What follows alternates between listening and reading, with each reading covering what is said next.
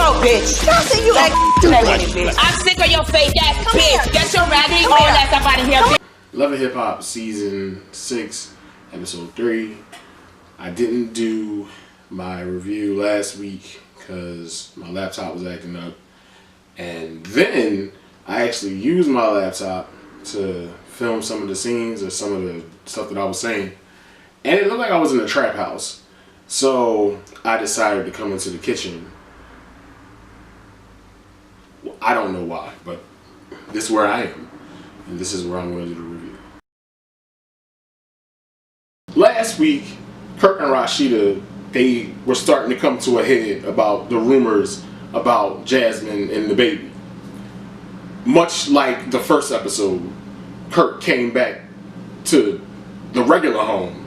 Once again, Rashida was cooking, but this time it was, just like the first episode. At the end of the episode, Rashida's in the kitchen, she cooking, and she sat down, and she's like, Harley said she know the girl. You said you ain't know the girl. And he like, oh shit. You say you ain't know the girl. Did you fuck the girl? And Kirk is like, yeah, babe, I know her. You know, I know her. And Rashida's like, I can't believe this. I can't believe this. And Kirk is just like, babe, sorry, I was drunk. Hey, what's going on? It's like he don't even care no more. It's like, dog, if you're gonna make us believe this shit, you can at least throw in some kind of acting. Just like the motherfucker was sedated or he was high. Like they were doing some other shit before they started shooting that prevented him from emoting. But apparently if they were smoking before, that shit turned Rashida into Halle Berry. Because she was like, nah, get out, I'm about to throw this placemat at you. Look, y'all. No. A placemat? You got some broad pregnant, and I'm gonna throw this placemat at you because I'm old. And then she's like, you gotta get out. You gotta get the fuck out of here. And he's like, oh babe, no, sorry. I mean, we're really okay. I'll go. She took her ring and put it on the dinner table and was like, yeah, how you like that? I don't give a fuck. I mean, clearly I don't care. I already lied to you and told you I didn't know this girl. And then you went and found out. You went to Grandma Carly and found out everything, and now I'm just gonna be like, oh, well, you know what? I know the girl. Yeah, I know her. So later in the episode, Tammy, after her adventure with Waka and the girls, so she go over there, and then her and Rashida, they sit and drink wine and cry and shit, and Rashida's like, it's been 17 years. I can't believe it. 17 years. Girl. Tammy is like, I know. And then her tears start. I don't know if they were just drunk or if the acting was on point that day, but they both hugged. And I'm not disputing that there's not some legitimacy to what's going on with Waka and Tammy. But Kirk and Rashida, no, they always going through shit, yet they never get divorced. It's amazing what motherfuckers will do to get money. But I will say this. Kirk and Rashida are on the same page though. I'm gonna need Kirk to step up with his acting because I don't believe that he cares about the storyline. Because he's probably like, why can't we get some new storylines? Why can't you fuck a nigga? It's always me. And she probably like, but that's how it is. The fucking Frost, yo, they just get on my fucking nerves. At the end of the first episode, Stevie and Jocelyn was getting ready to talk about the whole thing, and he said, all right, it might be my baby, so I'll take the test. But Jocelyn wasn't pleased with that. She needs more. So she, after she had the conversation with Stevie, she stayed over, and then she stole a pair of his drawers, his nut-stained drawers. First of all, Stevie, why you got nut-stained drawers? Secondly, ew. And thirdly, what the fuck? She told she told Melissa in the last episode, she's like, yeah, I'm going to go and see if this is Stevie, because I need to find out if he's the daddy. Melissa was like, I don't want to go with you to do that. She's like, no, come with me, please. Vamanos Beach. And they went today. With the drawers, the DNA specialist, or whoever the fuck she was, she's like, dirty bitch, this ain't gonna work. You need to bring the actual DNA in here. And she's like, I cannot believe this. I stole these drugs for nothing. I don't think it was for nothing. I don't want to know what you did with them drawers, Jocelyn. I really don't. Especially if M was there. I really don't want to know what the fuck y'all did with Stevie's drawers. So you know, Messy Mimi, much like Grandma Carly, she gotta be in everything. She wanted to talk to Stevie. She's like, I got some stuff to tell you. I heard that Kirk got another baby with another bitch. And it's Rod's lady. But he remembers Rod, because you know him and Mimi, they've been together for so long. And he was like, yeah, that's the clown that was with Mimi before me. So, you know, he's crazy. And she was like, this is some bullshit. That ain't your kid. And then she went back to Jocelyn because for some reason she's just enamored with Jocelyn. Because she used to eat Jocelyn's pussy, that's why. They need to really change the name of this show to something else that revolves around eating pussy for checks. Pussy, can I get my check motor, please? That was funny. I digress. Mimi went over there basically just to tell Stevie what's going on. Kirk could potentially have a kid with another woman. The other woman is her ex, Rod's girlfriend. And this is a perfect segue into the beautiful fuckery that is Rod and Jasmine. Man, when I tell you that Mona is James and Florida Evans, she is scratching and surviving at the bottom of the fucking barrel. The shit she pulled tonight, man, yo, I was like, what the hell? We go to Rod and Jasmine's house. As you know, Rod is a scumbag, and Jasmine is a stripper. So they're in love. They're in the bed kissing and shit, and one of them was talking like, this is our love, this is our relationship. And as the camera pulls back on the two of them laying in bed, there's another bitch there too. And her name is Kiana. Like Jasmine, she's also a stripper. And also like Jasmine, she's fucking Rod. They're all fucking each other. That's the shit she wants us to believe. Rod, Jasmine, and Kiana are all in some type of Archie, Betty, and Veronica the Hood threesome. Okay. I'm strapped in. Let's go for the ride. They're talking about the situation with Kirk and Jasmine, because you know Kirk's supposed to be Jasmine's baby dad. And he's like, this is some bullshit. I wish you wouldn't have said nothing to Carly Red. And she's like, I know I shouldn't have said nothing to Carly Red. But I keep... See, why do the new motherfuckers always look to the left and the right? It's so obvious this shit is written. Because they be standing there and they be like, I didn't understand what was going on when Rod told me he was going in prison. And then I had to make sure that I had dinner in the oven for when he came home. So the joint Kiana, she like, well, you need to go talk to Mimi. You need to go talk to Mimi. And Jasmine's like, yeah, you need to talk to the bitch. And Rod is like, yeah, I do need to talk to that bitch. But all of this happened after Kiana reveals that she also was fucking Kirk. I'm going to say that for you again. Not only was Jasmine fucking Kirk, Kiana was fucking Kirk too. Kirk just fucking everybody. It's very important that they get to the bottom of this. And how that starts is with Rod going to talk to Mimi, because Mimi's going around town telling everybody that he's a scumbag. Because you are a fucking scumbag. So Mimi and Rod meet up at Melissa's bar. Nice bar. Melissa's there. She chilling. She talking to Mimi.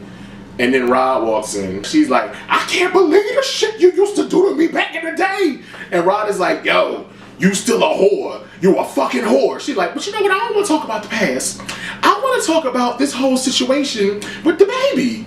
That ain't his baby. They going back and forth. Melissa's standing in the background drinking like, this shit good. Then all of a sudden he's like, I gotta make a call. So he picks up his phone and he does his magic. And then who should walk in but the freaking frack of lesbianism? Kiana and Jasmine. Honestly, their whole scene was bullshit. It was real dumb. Mimi was talking to the Joan Jasmine, and she's like, you need to get a test, because that ain't his baby. And Jasmine's like, yes it is, yes it is, yes it is. And the Joan Kiana, who ain't got shit to do nothing, she's like, yes it is. But you shut the fuck up, you just got here. You ain't even important, you ain't even relevant. You just eating her pussy and sucking his dick. Don't get involved with the drama yet. So the Joan Jasmine, she playing her part, she being real ghetto and dumb. And then Melissa's like, well, you know what? You shouldn't act like that. So then she come at Melissa, she like, you know what? I can do what I want. And she like, look, bitch, this is my bar. You can get the fuck out. I'ma get the fuck out. because it's time for me and Rod to go, Miss Mona. When I tell you the dumbest scene of the evening was that bullshit, the dumbest scene of the evening was that bullshit. Last week was a multitude of fuckery, and we got to see some people that we haven't seen in a while. Tonight we got treated to the introduction of Tammy and Waka, and I always kind of never think about Tammy because, you know, I watched the first season, then I stopped watching this bullshit. Mona is crazy, or she think we dumb as hell, or maybe we're crazy and she's dumb. I don't the fuck know, but it was too much tonight. Waka's back, and he met up with Scrappy and Jock. They all show up and they at the car wash, and they talking about what's going on. Jock like, yeah, you know, Carly, she want me to get naked for this sex book, and I'm like, ugh. I didn't need you to remember that. Scrappy, he like, y'all, shawty, you know me and Bam, y'all mean? No, it ain't y'all mean. And then Waka starts saying things. Oh, I'm trying to get my family back. You know, I'm missing my wife. I got to go see my wife. Well, you weren't thinking about your wife when you was fucking other bitches. So, whatever, however it works, it's your world, Waka. You just get pussy and get money. So, he goes home to Tammy. And he got bags. He said he ain't been in the crib in 6 months. She been off doing whatever the fuck. And he just like, you know what, I ain't been home in 6 months, but I'm sure the pussy's still ready for me, so let me grab my bags and just walk on up. Like he the fucking Fresh Prince of Bel-Air and shit. Tammy comes to the door and she like, what the fuck you doing here? I miss my family. I miss my family. I mean, if you want to come on in, but leave your bags there, because nah, nigga. Okay, so he walk in there. It wasn't very eventful. I mean, it's the basic, our marriage is fucked up kind of fodder. Waka, you fucked up, now you want to come back home. Nah, you miss your family. Get the fuck out, basically. Why you in my house? And then she threw him like crazy shade. He was like, I want to stay here. And she's like, you can't the fuck stay here. I only got 4 bedrooms. There's 2 of y'all in the house, right? So you got 4 bedrooms and you telling this motherfucker he can't stay there. You got 4 rooms. You're basically like, just get the fuck out. Like, why the fuck are you here? Because it's in the script. That's why he there. Tammy had a big week last week. Her mom came to visit her after she got out of jail. And the mom was like, bitch, fuck you. And they got into a fight. And then she's like, I'm leaving. Like, well, what the fuck you come over for if you just want to tell me to go fuck myself? Bitch, don't come here no more. Mona's money makes motherfuckers do stupid shit. Hopefully she don't come back. But Tommy made it seem like she's gonna come back. Tammy wanted to hang out with Tommy. And Tammy comes picked her up. And then she got in the car. She's like, yeah, I don't want to have to fuck no bitches up. Because you know Tommy's the fuck crazy. And Tammy like, ooh, girl, it's alright. You ain't got to worry about that. We just gonna have a good time tonight. Y'all just gonna go out and everything gonna be cool. You know, ain't nobody gonna fight. Everybody gonna be good. Alright, whatever, Mona. Tammy and Tommy, they get to the club. Or whatever the fuck was going on. It was like a fashion show. Arian was having the fashion show. AKA a bunch of extras walking on the stage. So they get there. Who should happen to be there but Grandma Carly, because you know Carly gotta be in every fucking thing. Messy ass Mimi, because she old and she ain't got no life. And DJ M, who I ain't got shit bad to say about. I kind of fuck with DJ M. She kind of like low-key, kind of cool. She don't seem like she messy. She seem like she just there for the check. And if you gonna be there for the check, yeah, I mean, you ain't gotta be all messy and shit like Grandma Carly and Aunt Mimi. Tommy and Tammy come in, and of course, all of a sudden they like, oh, why she here? Why she here? Like, why she here? And rather than sit down away from the bullshit, it's like, oh, there's Mimi and bitches I don't like. This show should just be called Mona's Checks. Because Mona's checks make these motherfuckers do stupid shit. Especially after Tommy was like, I don't want to get involved in no bullshit. The bullshit is sitting right there at this bullshit ass fashion show. And guess who should happen to be one of the models? It's Jessica Dime. You remember Jessica Dime with her concrete grade wagon ass? Well, she's there. She lost about 50 pounds. So she looked nice in the face, because I never thought she was pretty at first, because you know she looked like she just got off the L and was on her way to Onyx or some shit. So Jessica Dime is on the stage, she's like, hey y'all, and she's talking to the camera, she's like, I'm back, I I got new music. What is it with motherfuckers and new music? Everybody got new music. But don't be singing shit. You can keep that information to yourself. Because as soon as this season is over, your music ain't coming out. Or maybe it will and nobody will care. Anyway. She come over like, hey girls, everything is good now. She looking like Black Jem and shit with this pink ass hair and this big ass. Tammy and Tommy come over. And of course, you know, Messy Mimi, she like, I remember the last time I saw her and she was fighting in the club, beating bitches up. Like, shut up, Mimi. You were in a porno. Just shut the fuck up. Tommy came over. Tammy was like, I just want y'all to get to know her. She's so nice. And Tommy's like, I don't like none of these bitches. But you know what? I'm gonna be good because Mona's money. Mimi had the audacity to be like, I need an apology. Fuck out of here with that shit. But it's in the script. Tommy apologized like, girl, I'm sorry. You know, that was fucked up. Oh, it's alright. It's cool. So then she goes to Carly. And she's like, and Carly, I know you fuck Scrap. He fine as shit, ain't he? But I know, you know, fuck that, it's over. And Carly was like, I'm glad you said that. You know, because she can't just be like, it's cool. She gotta say more things. Because, you know, she's used to having to fight motherfuckers. Because she old as shit. And she ran away from her plantation. And that's where she learned how to fight. Tommy gave her this fucking hug where it looked like she wanted to do a couple of these, but she didn't. She's just like, and then Tommy was like, fuck this, I'm out. Because she knew it was about to be some bullshit. So Tommy left, and then Tammy was there like, perhaps this was not the best situation. I think I believe too. So she left, and the three of them were just sitting there like, well, this was a pointless scene. Where's the check? But later in the episode, since they already introduced Jessica Dime back into the mix, Tommy and Dime, they meet up for whatever fucking reason. And then Dime is like, yeah, you know, me and Tommy, we the same. We street bitches. That's the understatement of the year. As long as you know that. So they were sitting in this restaurant talking about what the fuck ever. I don't even know. I think they were talking about the beef between Jocelyn. So they were in this place talking like, you know, fuck Jocelyn, she ain't shit. Yeah, fuck Jocelyn. I'ma kick that bitch ass. And they like, yeah, girl, you're so cool. You wanna go on a double date one day? And it's like, wait, what the whatever you say, Mona, I'ma ride with you because it's only 3 episodes in and I've rolled my eyes so much I can't even really see right now. They're like, yeah, we gonna go on this double date. Ooh, girl, I'ma bring whoever. I'ma bring whoever and you bring whoever. And it's like, all right, well then just bring whoever and let's get to this part so this shit can be over. So they're at the date and Jessica's there and she's making spaghetti and meatball. Alright, who in the fuck? Who's going on a fucking date to make spaghetti and meatballs? She like, we making spaghetti and meatballs. I've been fucking with this basketball player. But tonight, I brought my bitch.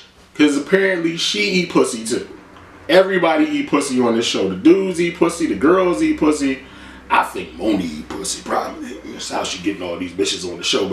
Dime there with this broad, and she like, it's my boo, this my girl. And she's like, I can't wait till Tommy come and see who Tommy brings. Tommy come in there, and who should come sniffing behind Tommy but Jock?